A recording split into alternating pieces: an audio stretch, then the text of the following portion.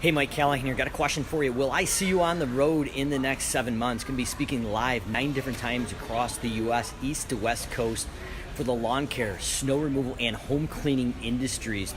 Going to be going in on most of the talks, talking about how to organize, automate, and dominate your local markets. So the question today, kind of going out, not more of education, but just a question to you.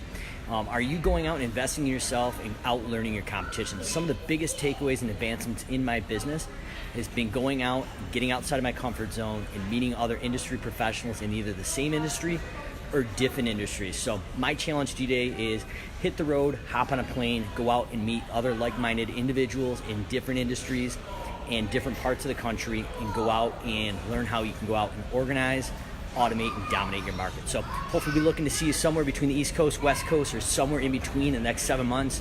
Going to be doing some live speaking engagements for the lawn care, snow removal, and home cleaning. First is going to be the end of July for the top 100 snow removal companies in the United States. Absolutely stoked, talking about next level sales.